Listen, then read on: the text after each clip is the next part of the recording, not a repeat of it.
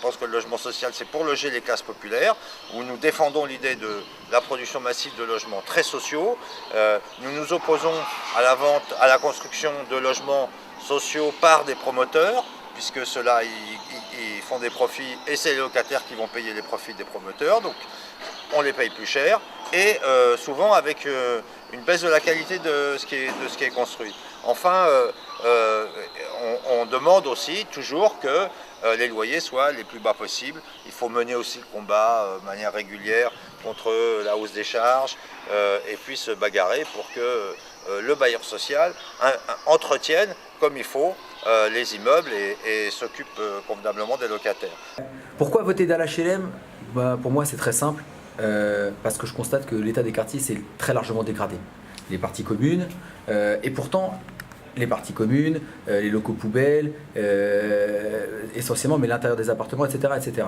Et moi, ce qui me choque, c'est que ce qu'on entend, le discours commun qu'on entend, que ce soit dans les médias ou que ce soit le bailleur, c'est que c'est la faute des habitants. Si c'est dégradé, c'est la faute des habitants. Et des fois, je me rends compte que les habitants eux-mêmes, ils se disent ça. C'est notre faute à nous, oui, on n'a pas manque de civilité, tout ça, tout ça. Et ça me choque énormément parce qu'en fait, le bailleur, il a des obligations. Les charges, elles ont augmenté. Les loyers, ils sont très très chers. Ça pèse fortement sur les revenus des ménages, les revenus des locataires. Et derrière, ils ne respectent pas les obligations qu'ils ont, ces bailleurs, vis-à-vis des locataires. C'est pas important qu'on se présente, c'est obligatoire. Voilà. Parce qu'il faut que ça change. Comme je dis, on n'est pas des moutons. Et ces personnes-là, elles sont là, elles prennent des millions sur nos dos.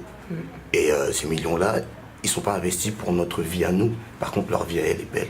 On ne leur demande pas de vivre comme eux, on leur demande juste par rapport au niveau de loyer qu'on donne, au niveau de charge qu'on donne, de leur donner le niveau de vie qui correspond à ce qu'on paye, tout simplement. Les jardins. Et c'est normal.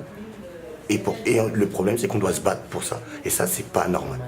C'est important de voter car ça permet aux personnes de prendre part et d'avoir un droit de regard sur tout ce qui se passe dans les logements, tant au niveau du cadre de vie que des loyers, que des charges. Et donc c'est être acteur à part entière. Et voilà, donc c'est vraiment important de se mobiliser et de penser ensemble et surtout d'agir ensemble et collectivement. Je me présente parce que je veux qu'il y ait une meilleure transparence au niveau des charges de la part des bailleurs. Et on est souvent dans le flou, quand on pose des questions, on n'a pas des réponses concrètes.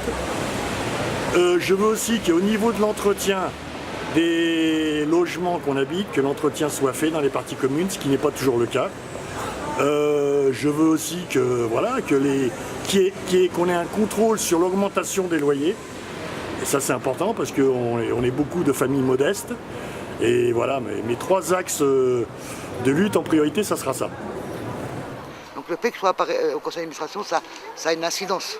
C'est-à-dire qu'ils ont un peu peur que ça aille, et d'ailleurs je le fais, si je sens qu'on n'est pas écouté au niveau local, je vais interpeller au niveau national, c'est-à-dire au siège par habitant en disant écoutez, on en a marre, on a posé des questions, on n'a pas de réponse, ça suffit, nous on veut une réunion pour rediscuter de ces problèmes.